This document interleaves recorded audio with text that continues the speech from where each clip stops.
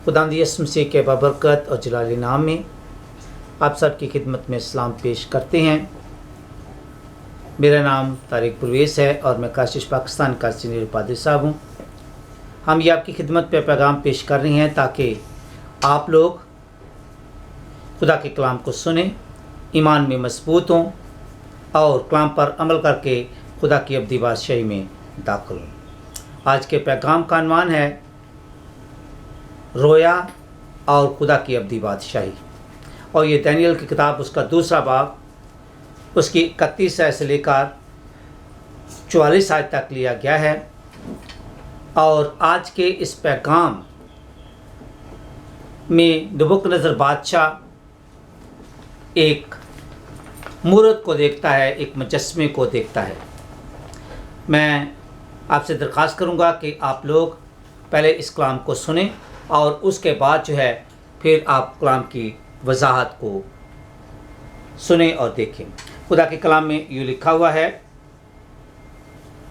ऐ बादशाह, तूने एक बड़ी मूरत देखी, वो बड़ी मूरत जिसकी रौनक बेनहायत थी तेरे सामने खड़ी हुई और उसकी सूरत हैबतनाक थी। उस मूरत का सिर खालिस सोने का था, उसका सीना और उसके बाजू चांदी के, उसका शिकम और उसकी रानें तांबे की थीं।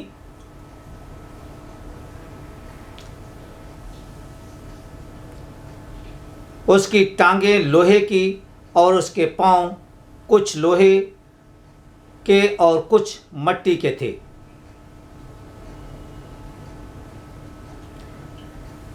तू उसे देखता रहा यहाँ तक कि एक पत्थर हाथ लगाए बगैर ही काटा गया और उस मूरत के पांव पर जो लोहे और मट्टी के थे लगा और उनको टुकड़े टुकड़े कर दिया।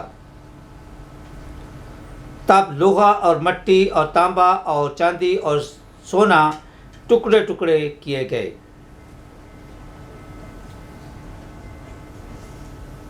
ताबस्तानी खलियान के भूसे की मानद हुए और हवा उनको उड़ा लेगी, यहाँ तक कि उनका पता ना मिला।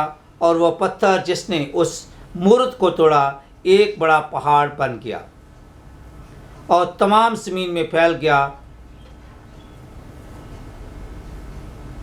पाक कलाम का पढ़ा और सुना जाना हम सब के लिए बाइस बरकत हो। खुदा का शुक्र हो। मसीह खुदा में मेरे असीस बहनों और भाइयों, ये वक़्त आ गया है कि हम एक सॉलिड खुराक खाएं, क्योंकि जब बच्चा पैदा होता है तो हम उसको नरम ग़िज़ा देते हैं, उसको दूध देते हैं, उसको नरम ग़िज़ा देते हैं, क्योंकि वो ज़्यादा ठोस ग़िज़ा को, ठोस खुराक को, ज़्यादा ताकतवर खाने को हज़म नहीं कर सकता। इसलिए उसे नरम ग़िज़ा दी जाती है। और जब यूँ ही वो बढ़ता है और कदो-कामत में आगे बढ़ता जाता है तो हम उसको सॉलिड खुराक देते हैं, ठोस ग़िज़ा देते हैं, सब्जियां देते हैं, गोश्त देते हैं, दूध देते हैं, दही देते हैं, घी उसको देते हैं, ताकि वो ज़्यादा ताकत और तवानाई हासिल करे। और आप पहले से जो है वो बहुत सारे पैगामात जो है सुनते रहे हैं, लेकिन आज का पैगाम थोड़ा सा गहरा है। हमें इस बात को जानना है कि सबसे पहले रोया और ख्वाब क्या है। आज के जब हम हवाले पे गौर करते हैं तो इसमें ख्वाब की बात की गई है। रोया जो है वो हम जागते हुए देखते हैं। जब हम दुआ में ठहरते हैं तो हमारी रूह जो है वो खुदा की रूह से कनेक्ट हो जाती है और फिर खुदा जो है अपने मकाशफात को हम पर खोलता है, अपनी बादशाही के राज़ों को हम पर खोलता है, नजात के भेदों को खोलता है और उस कलाम को, जो ताज़ा कलाम है, वो हमें देता है ताकि हम रूहानी तौर पर मजबूत हो जाएं। मिसाल के तौर पे पुराने अहदनामा में यूसुफ ने एक ख्वाब देखा कि उसके दूसरे जो 11 भाई हैं वो उसको सजदा करते हैं, उसके मातहत काम करते हैं। फिर हम देखते हैं कि मकाशफ़ा की किताब में बहुत सारे रोए जो हैं वो देखे जाते हैं और खुदावन यूहन्ना रसूल पर उसके मकाशफ़ात को, उसके भेदों को ज़ाहिर करता है। हम पतरस जब दोपहर के वक़्त दुआ कर रहा है तो खुदावन कुरनेलियुस को दिखाता है कि वो तैयार है ताकि तू वहाँ जाकर उसके कलाम को पेश कर सके। और दूसरी बात है कि ख्वाब, नफ्सियात दान एक बहुत बड़ा साइकेट्रिस्ट है और स्कॉलर है सिगमंड फ्राइड। वो कहता है कि ख्वाब जो हैं वो सोए हुए आते हैं। जब हम पूरी तरह सो जाते हैं तो फिर जो है वो ख्वाब आता है। वो बोलता है कि हमारे जो है ज़हन के, दिमाग के 3 हिस्से हैं। पहला ये कि हम यहाँ पे ज़हन है हमारा, उसके साथ जो है वो शऊर है और फिर लाशऊर है, यानी कॉन्शियस, सबकॉन्शियस और फिर जो है वो दूसरी चीज़ें आती हैं और उसमें ख्वाब आता है। तो आज के इस हवाले पे जब हम गौर करते हैं तो जब बादशाह, आप समझ सकते हैं कि बादशाह जो है वो अपने महल में सोया हुआ है, उसके बहुत सारे नौकर हैं, बहुत सारे काम करने वाले हैं, बहुत सारे खादम हैं। वहाँ पे हो सकता है कि उनके चौकीदारों का पहरा भी हो और उसका बिस्तर जो है वो बड़ा ही नरम और मुलायम है और बहुत कीमती भी।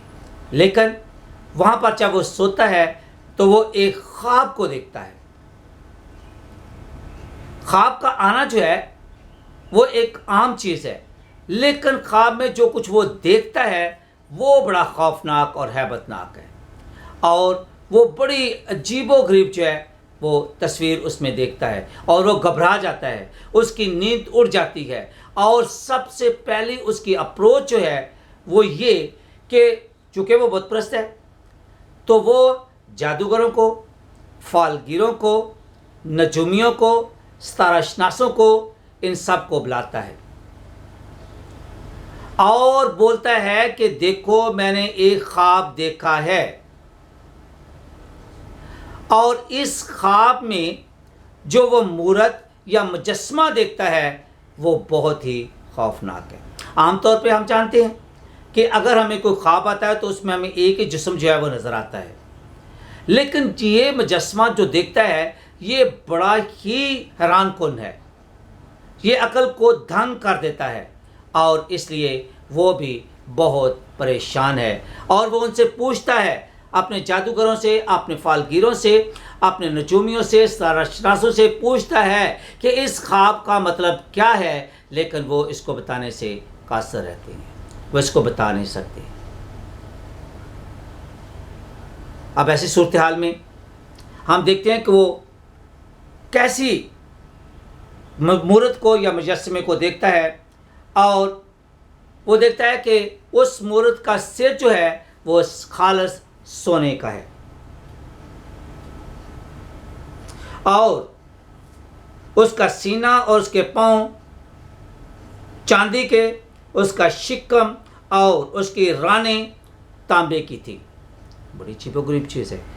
आइए थोड़ा सा गौर करते हैं और देखते हैं कि हकीकी तौर पे ये मूरत क्या है। जब वो सोने के सिर की बात करता है तो सोना जो है वो बादशाह को पेश करता है कि वहाँ वो सोने का ताज पहनता है और ये वो सिर है, सिर जो है मतलब वो बुलंदी को या उसकी सरफराजी को, या वो बोलता है कि ये बहुत ही अजीम है, it's a very high and highly exalted. और ये सोने का ये तस्वीर जो है, आज की तस्वीर जो है जो मूरत को देखता है, इसमें 4 बादशाहियों का जिक्र पाया जाता है। ये 4 उस वक़्त की बादशाही हैं, बादशाह हैं जिनका जिक्र पाया जाता है। तो सोने का सिर जो है वो बाबल की हुकूमत है, जिसका नबूकदनेस्सर बादशाह जो है वो हुक्मरान है, वो शहंशाह है। और बहुत सारे लोगों ने आपको पैगाम सुनाया होगा और ये सुनाने की और समझने की ज़रूरत है कि ये बाबल क्या कहाँ। मौजूदा दौर में 2020 में अगर हमें ये पता नहीं कि बाबल कहाँ पर है, बाइबल हमें पढ़ते हैं बाबल का जो है वो टावर है, और इसके अलावा बाबल जो है बहुत सारी उसने काम किए हैं, उसने पूरी दुनिया पर हुकूमत की है और उसने इसराइल पर हमला किया है, उसके हैकल को मस्मार किया है, वहाँ से माल को लूटा है और वो लेकर अपनी कौम को उसकी कौम को गुलाम बनाकर जो है वो यहाँ पर ले। तो यहाँ ये कहाँ पर पाया जाता है? ये मौजूदा जो बाबल जो है ये ईरान, इराक और इसका जो सराउंडिंग एरिया है उसमें पाया जाता है। अगर आप थोड़ा सा पस मंज़र देखें तो पस मंज़र में जाएं तो आपको पता चलेगा कि जो नूह की कश्ती है उसका जिक्र भी यहाँ पे पाया जाता है। इसके अलावा बाबल का जो टावर है वो भी यहाँ पर बनाया गया था। इसके साथ साथ हम देखते हैं कि सदूम और गमूरा का जिसका जिक्र किया गया है वो भी यहाँ पर है। नैनवा जिसको खुदा तबाह करना चाहता था वो भी यहाँ पर है। तो इसलिए बाबल की हुकूमत में बहुत ताकत थी, वो किसी को कुछ नहीं समझता था, और ये जो है तकरीबन जो है ये इस एरिया में पाया जाता है। और बाबल का बुर्ज भी, और जो बादशाह ने अपना मुजस्समा जो है लगाया था वो भी यहाँ पर था। और खुदावंद कहता है कि मूर या मुजस्समा दुनिया की 4 हुकूमतें हैं या हुकूमतों को पेश करता है। उसके अरूज का मतलब है पीक लेवल, उसकी ज़ेंथ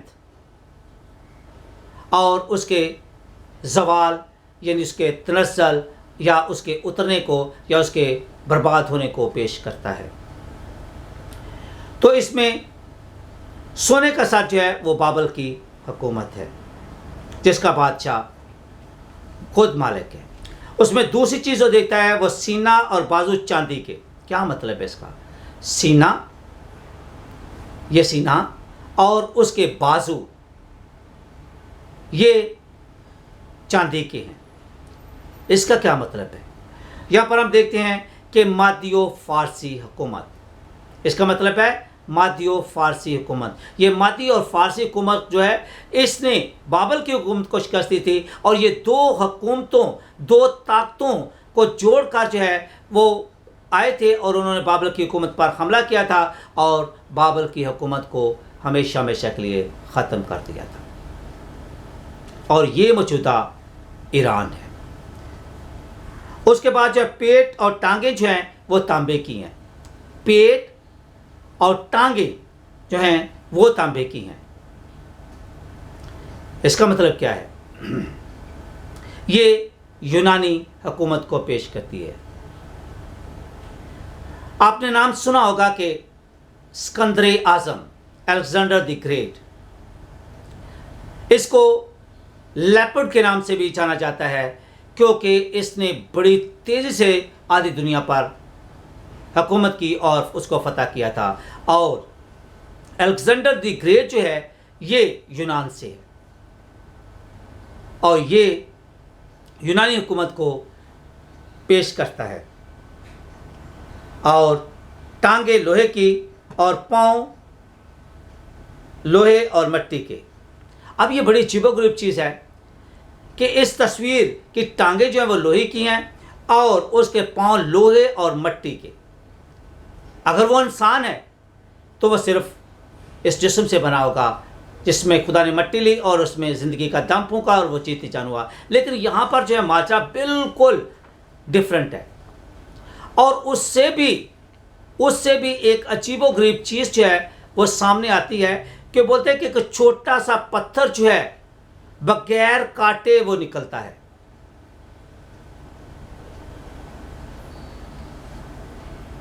और वो मुजस्समे को बर्बाद कर देता है।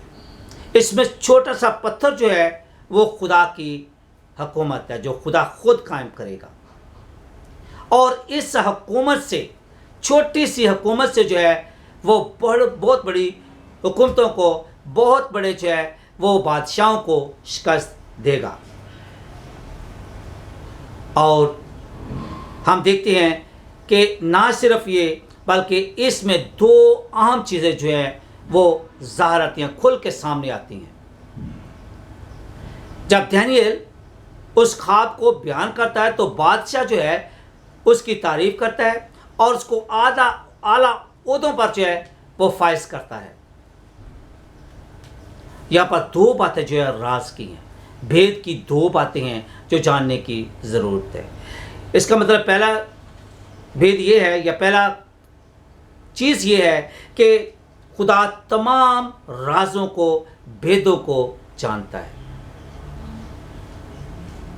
जैसा यिर्मयाह की किताब में लिखा हुआ है कि मुझे पुकार और मैं तुझे जवाब दूंगा, और बड़ी बड़ी और गहरी बातें जिनको तू नहीं जानता तुझ पर जाहिर करूंगा। और ये सिर्फ खुदा कर सकता है, जो ज़बूर 139 में कहता है कि मैं तेरा उठना, बैठना, चलना, फिरना सब को जानता हूँ, क्योंकि मैंने तुझे आगे पीछे से घेर रखा है।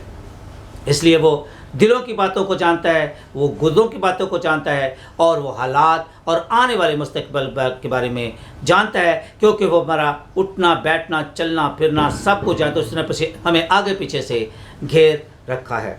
और दूसरी है कि खुदा हमारे मुस्तकबिल के बारे में जानता है और वो हमें बेहतर चीज़ जो है वो देता है।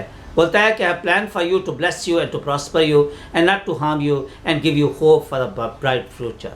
तो वो हमारा बाप है, वो हमें बार बार इस चीज़ पर जो है वो उकसाता है कि हम उसकी तरफ राग़ब हो, उसकी तरफ आएँ, उसकी तरफ जो है अपना कदम बढ़ाएं, तौबा करें, उसके साथ तल्लुक़ात जो है वह कायम करें। और इसलिए वो हमारे बारे में बेहतर प्लान रखता है। अगर हमें कोई दुख, मुश्किल, मुसीबत का सामना है तो वो कहता है थके मांदो और बोझ से दबे लोगों, मेरे पास आओ, मैं तुमको आराम दूंगा, क्योंकि वह गुनाहों की माफ़ी, कसरत की ज़िंदगी और ईमान में मजबूती बख्शता है।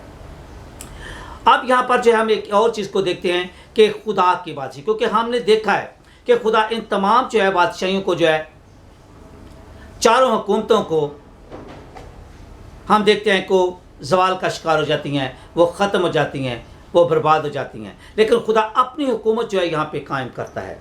ये एक ऐसी हुकूमत है जिसको खुदा खुद जो है वो कायम करता है, और खुदा जो है इसका बादशाह है, जो अब्दी है, वो कल, आज, बल के अब तक यकसां है। और अगर आप मुकाशफा की किताब को देखें तो वहाँ पे लिखा है कि जब हम इस बादशाही में दाखिल होते हैं तो वो पुरस्कून है, वहाँ पे ना दुख, ना मुसीबत, ना आहें, ना किसी किस्म की परेशानी है। तो वहाँ पे सिर्फ खुदा और उसका बेटा और खूबसूरत है वो जगह होगी। अब सवाल पैदा होता है कि खुदा कब ये बादशाही पैदा करेगा, या कब ये बादशाही कायम करेगा। या दूसरा सवाल है कि क्या उसने हमें बताने से पहले ये बादशाही कायम की है। तीसरा सवाल है कि अब ये बादशाही कहाँ है। और चौथा सवाल है क्या उसका कोई मुस्तकबिल है। और पांचवा है क्या हम इस हमेशा कायम रहने वाली बादशाही का हिस्सा बन सकते हैं। जी हाँ, आप इस बादशाही का हिस्सा बन सकते हैं, लेकिन इसके लिए आपको एक ख़ास जो है प्रोसेस से गुजरना है। और वो प्रोसेस क्या है? वो ये कि आपको अपने मुंह से अपने गुनाहों का इकरार करना है। आपको इस बात का इकरार करना है कि मैं अपने आप को नहीं बचा सकता। दूसरी बात यह है कि आपको यीशु मसीह को अपना निजात दहिंदा कबूल करना है, उसको अपना लॉर्ड एंड सेवियर मानना है, और उसके बाद जो है वो आपको रूह और पानी से बपतिस्मा लेना है, जिसका जिक्र यूहन्ना के इंजील 3 बाब उसकी 5वीं और 6वीं आयत में बयान किया गया है कि जब तक तू रूह और पानी से पैदा ना हो, जब तक तू खुदा से पैदा ना हो, तो खुदा की बादशाही में दाखिल नहीं हो सकता।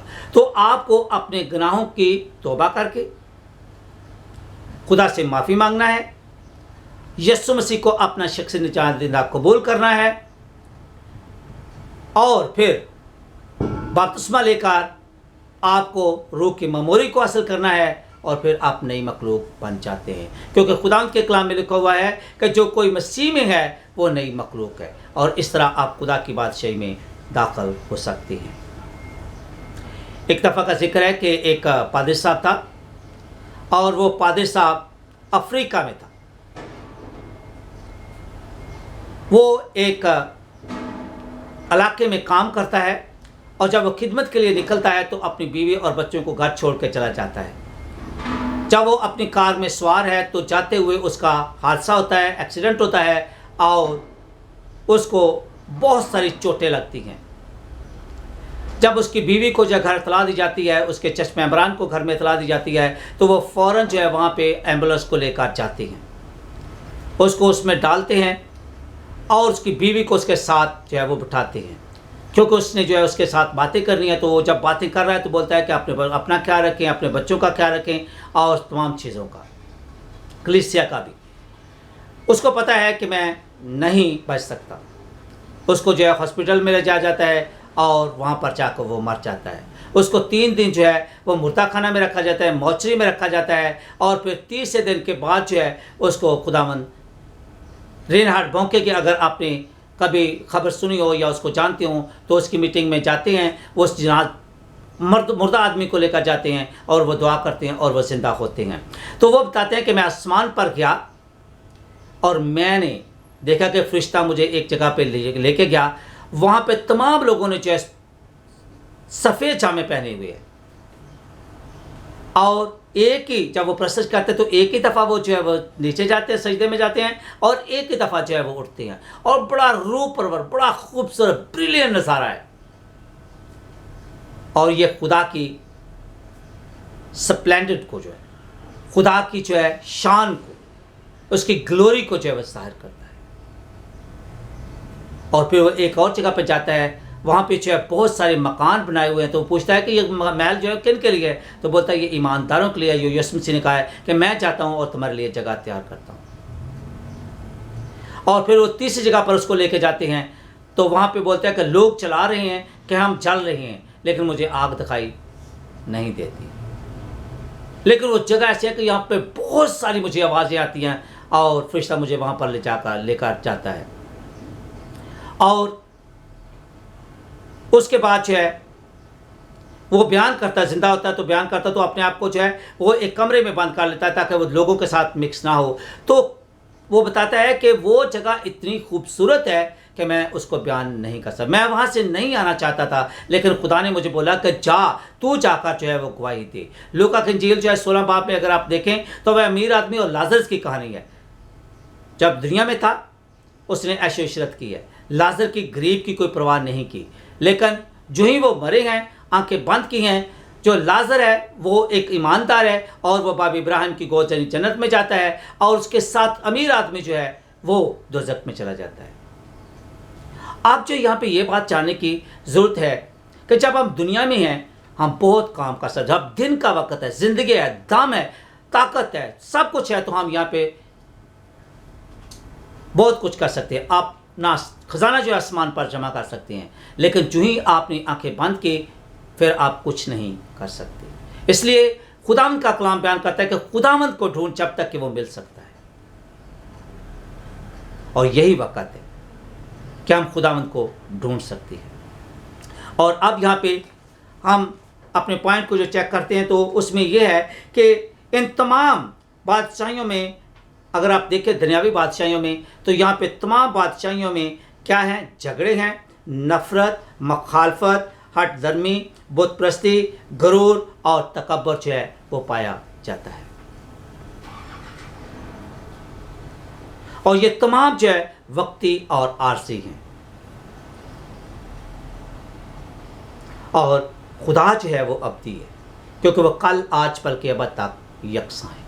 उसकी बादशाही की कोई इंतहा नहीं। और ज़बूर 72 में कहा गया, रहेगा नाम सदा तेकर मसीदा, रहेगा जब तलक सूरज रहेगा।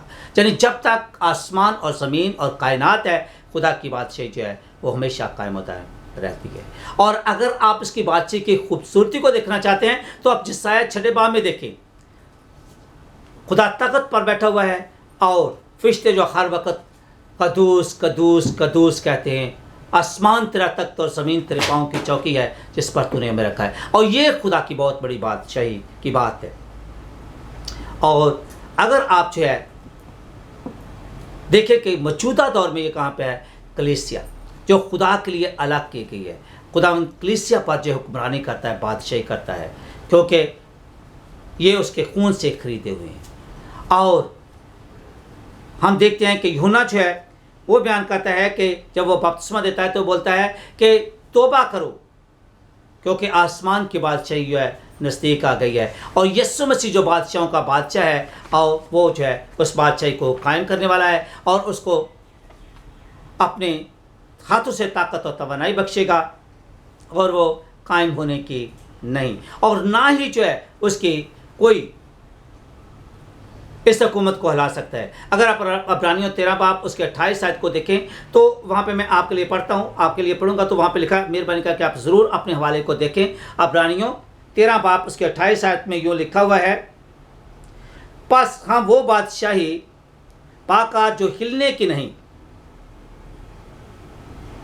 उस फजल को हाथ से ना दें जिसके सबब से पसंदीदा तौर पर खुदा की इबादत, खुदा तरसी और खुदा के